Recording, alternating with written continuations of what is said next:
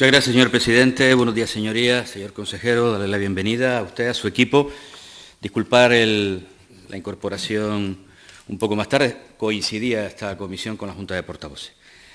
El pasado 15 de mayo, la mayoría de las organizaciones agrarias celebraron una rueda de prensa para preguntar en qué habían quedado, qué pasos se habían dado, qué avances había, porque no percibían ninguno, de las reivindicaciones que fueron trasladadas al consejero, al presidente del Gobierno, en aquellas manifestaciones, las primeras desde hacía muchísimos años, al menos de manera masiva, del 21 y del 24 de febrero celebradas en Canarias. Era una relación importante de aspectos que son precisamente los que hemos estado discutiendo en esta comisión durante prácticamente no solo esta legislatura, sino en los últimos años. Algunos aspectos que estaban más dirigidos, cierto es, a la Unión Europea y al Gobierno de España. Hablábamos de la reciprocidad, digamos, en la aplicación de las medidas. Si se nos exigen determinadas cuestiones al campo europeo, en este caso al campo canario, exigir que esas mismas medidas se apliquen a quienes importan y, por tanto, lo que hemos hablado siempre, la competencia desleal, el aumento de las inspecciones, de los puestos de inspección fronteriza.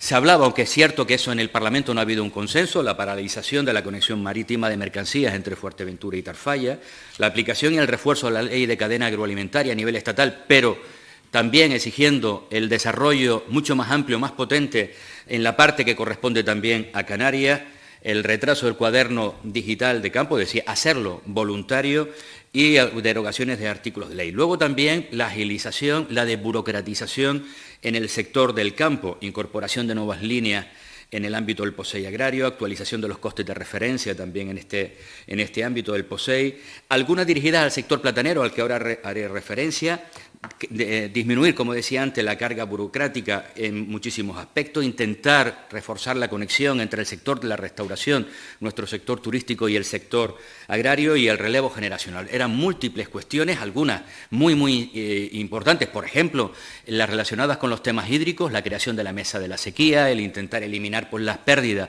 sustanciales en esa materia, avanzar en la desalación, en la correcta gestión también de los residuos. En definitiva, eran múltiples las propuestas. El objetivo de la pregunta, de la comparecencia, fundamental, aunque me extenderé más en la segunda parte, es ver exactamente qué ha hecho la Consejería de ese momento hasta ahora. Cierto es que hay algunas cuestiones que ya avanzo yo que se han avanzado. Otras tenemos dudas y es por eso el por qué hemos sustanciado esta comparecencia. Algunas de ellas me consta la puesta en marcha de la mesa de la sequía, lo que queremos saber exactamente en qué aspecto se ha avanzado. Y hay una en concreto que creo que sí que se ha llegado, si no al 100%, a un grado de cumplimiento importante. Hablo de las medidas del sector platanero, las que aprobamos aquí a través de una PNL de manera unánime por parte de todos los grupos parlamentarios, después de reuniones con representantes del sector, pero es que son prácticamente, punto por punto, cada una de ellas, formaban parte del paquete de reivindicaciones ya desde el mes de febrero, no es nada nuevo. Hablaba en aquel instante de publicar la superficie total de producción de plátanos, limitar la entrada en sistema de ayudas al POSEI a nuevas plantaciones, topar la producción por hectárea al derecho de ayuda, ampliar el periodo de cálculo de las cantidades de referencia y un mayor control de la Administración sobre las frutas retiradas. Son los ejes esenciales sobre lo que aprobamos en esa PNL, que nos manifestamos y desde Nueva Canaria volvemos a ratificarnos en la misma y que deriva en ese decreto que la Consejería va a aplicar. Primero, ¿cuándo lo va a aplicar? Y asociado a esto quiero plantearle una pregunta. Sé que no está, puede parecer que no está implícito directamente en el orden del día, pero hablamos de política y estamos en la Comisión de Agricultura y la actualidad informativa evidentemente manda también. Y es la referencia a la destitución del director general de Agricultura, el señor Gutiérrez Taño. Nos ha sorprendido enormemente, porque fíjese que si habrá gente, al menos de nuestra perspectiva, directores generales, viceconsejeros, y yo creo que incluso algún consejero o consejera que se merece muchísimo más la destitución que el director general de Agricultura, que creo que es de los mejores gestores que tiene este Gobierno. Lo ha demostrado hasta ahora.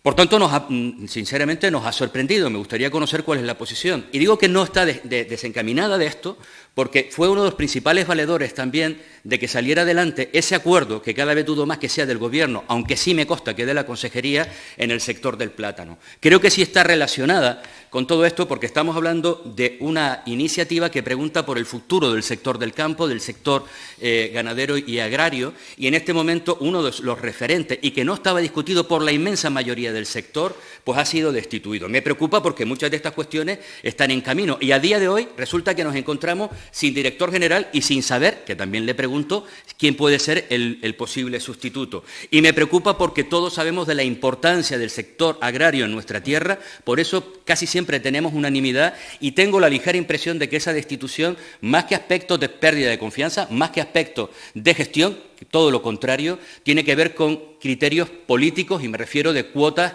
entre partidos dentro del Gobierno. Por tanto, anteponiendo eso a los intereses del sector. Por tanto, sí que está relacionada con esta comparecencia, y por eso quiero preguntarle cuáles son los motivos también de la destitución del director general de Agricultura, al que desde aquí quiero reconocerle sus servicios prestados. Creo que ha sido uno de los mejores directores generales de este Gobierno, y por tanto lamentamos profundamente esa destitución que no comprendemos en absoluto, salvo que sea por motivos personales, y tengo la impresión de que no es así, y también si va a haber un relevo inmediato, porque la tarea ingente de cuestiones que tenemos por delante, sinceramente, creo que necesitamos un equipo muy potente en la Consejería de Sector Primario. Gracias, consejero. Gracias, señor presidente. Creo que todos coincidimos al final en las intervenciones sobre los puntos sensibles, la relevancia de aquellas convocatorias. Creo que la gran mayoría participamos, unos en una isla, otros en otra, y coincidíamos en el 95% de los aspectos que allí se planteaban. 3 meses más tarde es el propio sector el que interpretaba que no se había avanzado, o al menos no percibían los avances. Cierto es que algunos son problemas estructurales, no de ayer ni de antes de ayer, y por tanto, incluso aplicando alguna medida, los resultados no llegan de la noche a la mañana. Ya han pasado 8 meses, y es verdad, como decía antes, que hay algunas cuestiones que sí se han logrado. Fíjese, por ejemplo, reitero, sector del plátano. Un sector en el que va a salir ahora un decreto que en aquel momento probablemente todos pensábamos que las exigencias que aquí se planteaban no iban a ser abordadas. Afortunadamente, la pedagogía de una parte importante de este sector, el traslado a quienes representamos al conjunto de la ciudadanía, y también tenemos que decir cosas sobre todo lo que sucede, entre otras el sector del plátano, porque es esencial en nuestra estructura productiva, en el sector agrario, como modelo de vida, incluso como una forma de entender lo que es nuestra tierra. Hemos decidido dar un paso adelante por unanimidad en todos los aspectos que ahí se planteaban. Yo lo planteaba con anterioridad, que por supuesto abierto a escuchar a todo el mundo, abierto en un momento determinado posibles modificaciones, pero nosotros con respecto a este decreto nos vamos a mantener firmes en todo y cada uno de los puntos que sí se han establecido, con la incorporación de los últimos que usted nos había planteado. Algunos nos generaba duda, pero somos capaces de entender que hay que tener cierta flexibilidad. ¿Significa esto que ya ahora todo es inamovible? No. Significa que tenemos que seguir avanzando, probar qué es lo que sucede, porque los problemas del sector del plátano no empiezan a partir de que este decreto se apruebe. Los problemas del sector del plátano vienen desde hace muchísimo tiempo. Y este decreto, una de las cuestiones es intentar corregir una parte. Seguramente podremos equivocarnos en alguna cuestión, puede ser, pero de aquí hacia atrás nos hemos equivocado en otras tantas.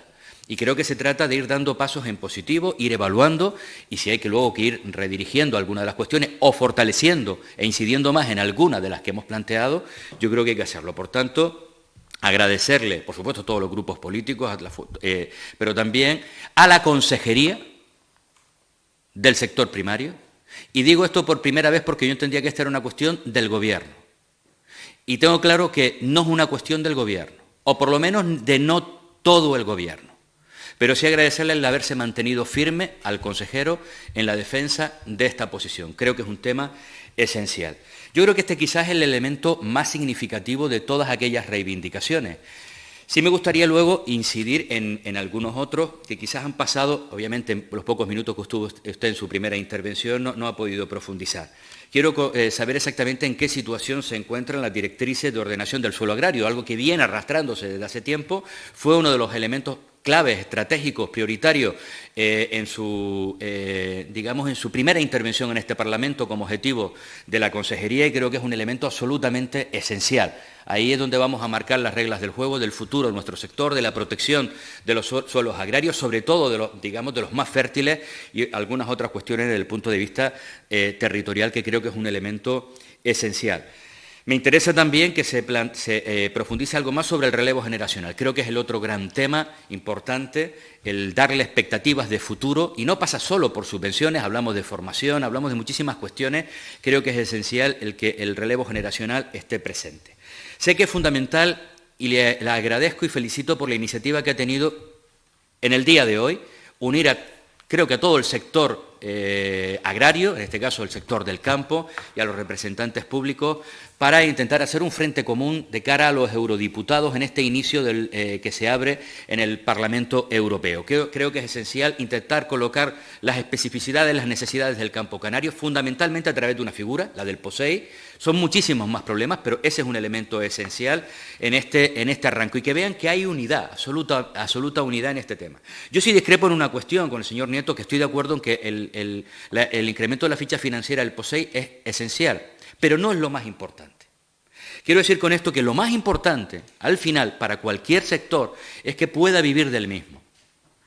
Y evidentemente las ayudas son esenciales, pero hay otros elementos que, si no somos capaces de corregir, y ahí tendremos que aplicar toda la pedagogía necesaria también para que las cláusulas espejos se lleven a cabo.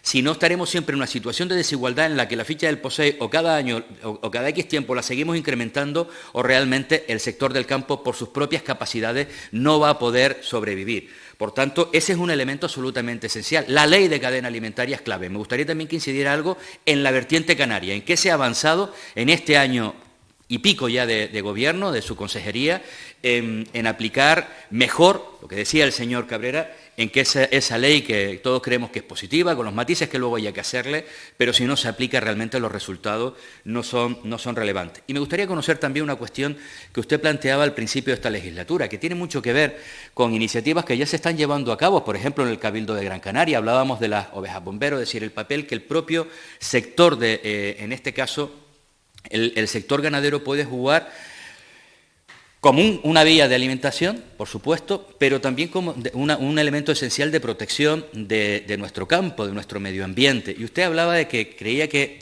ese papel debía de reforzarse, y que era partidario de implementar a través de ayudas y otros mecanismos, pues precisamente ese papel también medioambiental que de nuestra gente del campo hace mejor que nadie a través de sus buenas prácticas. Ha pasado un año y pico y no hemos visto ni una sola iniciativa en ese sentido, o por lo menos no la hemos visto materializarse. Me gustaría saber en qué aspecto ha avanzado, porque creo que forma parte también un poco de las múltiples medidas, porque cuando hablamos del sector primario esto no va de una medida, esto no va de dos medidas, es tan transversal, es actuar en tantas cosas al mismo tiempo para intentar darle un futuro a nuestro sector, que evidentemente, y hay que actuar en todos los campos, habrá que actuar en Europa. Es verdad que yo esta mañana iba además con un convencimiento, sí a pelear la ficha financiera del POSEI, sabiendo, usted me dice esto hace 2 años y yo le digo que ¿para qué vamos? Que ¿para qué vamos? Porque sabemos que no nos lo iban a dar. Pero creo que se ha abierto una ventana de oportunidad. Todas las movilizaciones que ha habido en el ámbito de la Unión Europea creo que abren una oportunidad para que se estime las posibilidades de que se amplíe. Pero es verdad que nosotros creemos casi más, donde sí que tenemos posibilidades, y vuelvo y reitero, sin descartarlo primero, iba más en el convencimiento de convencerles para que siga autorizando Europa la ampliación de la ficha del POSEI adicional. Creo que lo ha explicado bien esta mañana. Es verdad que ese no es un rol tanto de los eurodiputados, sino posteriormente de la Comisión, por tanto vamos a centrarnos en lo esencial, pero es otra de las cuestiones que sí le planteo hoy. Es decir, el ser capaces de colocar en la agenda la ampliación del POSEI adicional, que paga además España gracias a modificaciones que se hicieron y se incluyeron dentro del REF. Cada uno se coloca su medalla, yo me coloco esa. Fue una iniciativa, una enmienda de Nueva Canarias en su momento que finalmente fue aprobada. Pero además porque evidentemente sí que es necesaria la autorización previa y ese debe ser otro de los elementos también esenciales a la hora de pelear en los próximos años. No voy a incidir más en el tema del agua, todos sabemos lo importante que es, pero es verdad que muchas de estas medidas, como usted decía, no son tan específicas de la consejería, aunque obviamente le toca a usted estar detrás incidiendo de otros consejeros para que hagan su trabajo, no para quitarle o ponerle miembros de su equipo o obstaculizar el trabajo correcto que están haciendo en esas consejerías. Y planteo esto para terminar como terminé mi primera intervención.